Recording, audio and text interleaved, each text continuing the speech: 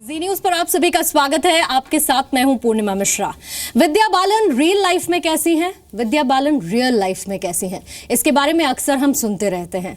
विद्या बालन अपने bold statements के लिए जानी जाती हैं और साथ ही विद्या बालन कई ऐसी चीजों के बारे में बात करती हुई भी हमेशा से नजर आई हैं जिसके बारे में एक्टर या एक्ट्रेसेस बोलने से चूकते रहते हैं। विद्या बालन को हमने विद्या बागची के रोल में देखा, विद्या बालन को हमने डर्टी पिक्चर में भी देखा और अब विद्या बालन को हम दुर्गा रानी के कैरेक्टर में देखने वाले हैं। Vidya Balan, welcome to the show. Thank you so much. Writer and director Sujoy Ghosh, welcome Sujoy. Thank you. So एक बार फिर से विद्या बालन से हम कई चीजों के बारे में बात करेंगे क्योंकि विद्या बालन हमेशा अपना ओपिनियन सबके सामने रखती हैं और साथ ही कहानी 2 लेकर, चूंकि आज विद्या बालन जी न्यूज के स्टूडियो में है और साथ ही सुजॉय घोष भी हैं, तो शुरुआत हम कहानी 2 के साथ ही विद्या करते हैं। सबसे पहला सवाल मेरा ये है कि इस बार दुर्गा किसका संहार करने वाली है? इस बार दुर्गा का मिशन क्या है?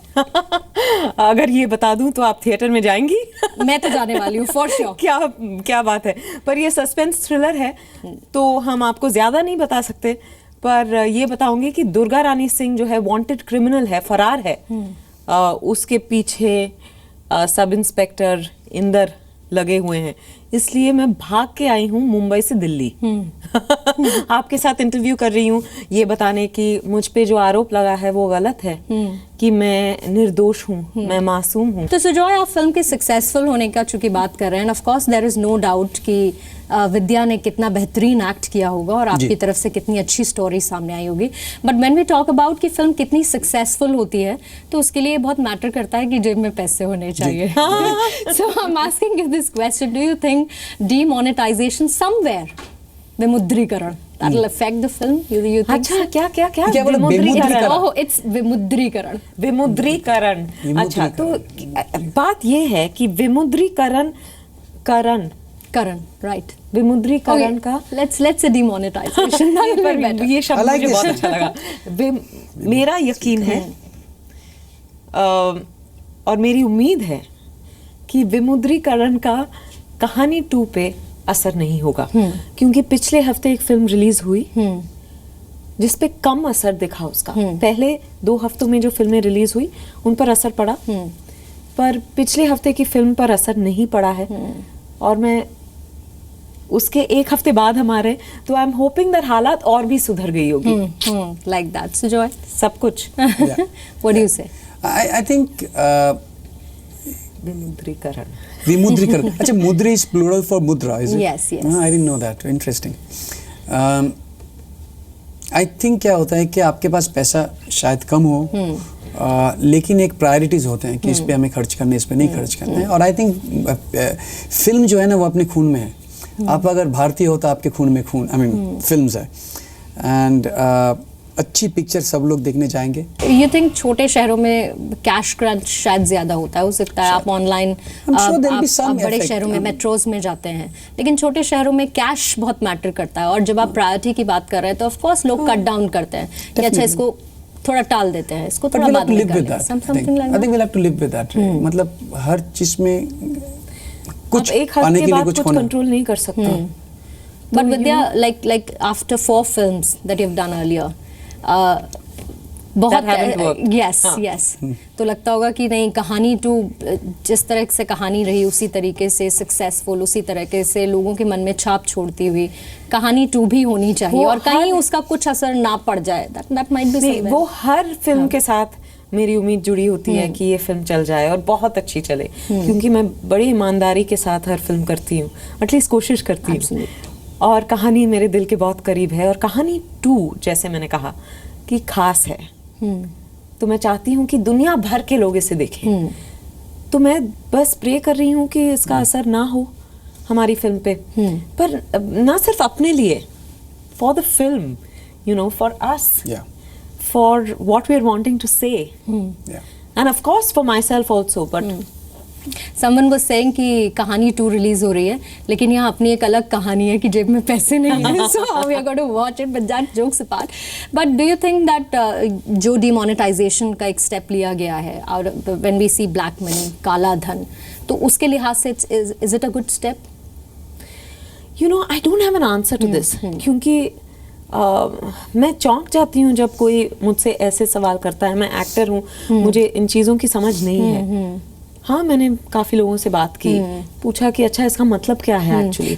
क्योंकि ये जरूरी नहीं कि एक्टर के पास सारे जवाब हो। हर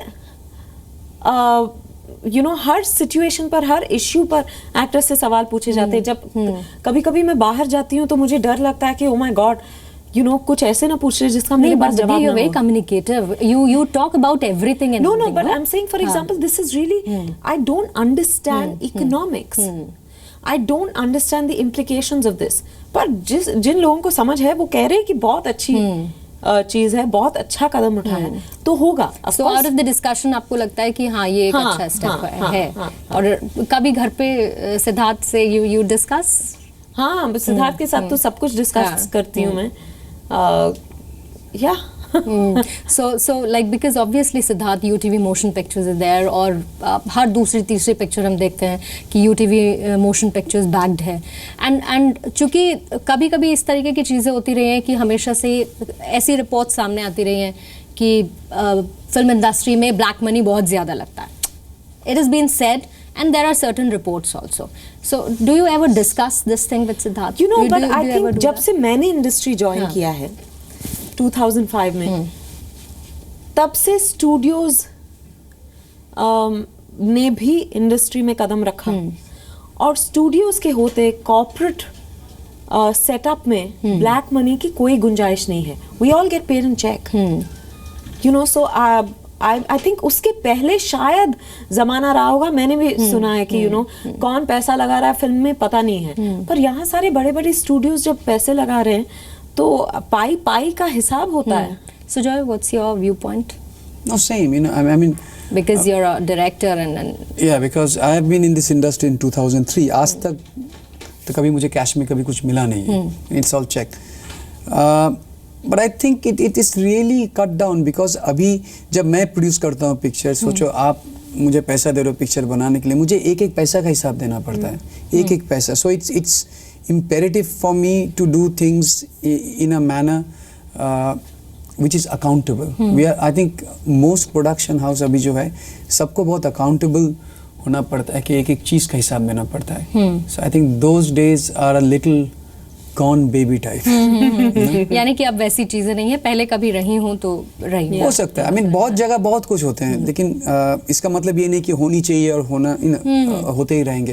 I think बहुत चेंजेस आ रहे हैं जो अपने लिए भी बहुत लेकिन अच्छा विद्या सीरियसली आपको लगता है ऐसी चीज़ों को भले ही हमें थोड़े हार्ड स्टेप लेने पड़े, लेकिन कंट्री की बेहतरी के लिए, सोसाइटी की बेहतरी के लिए इस तरह के स्टेप्स लेने चाहिए कि ये in the overall picture this is a very good step.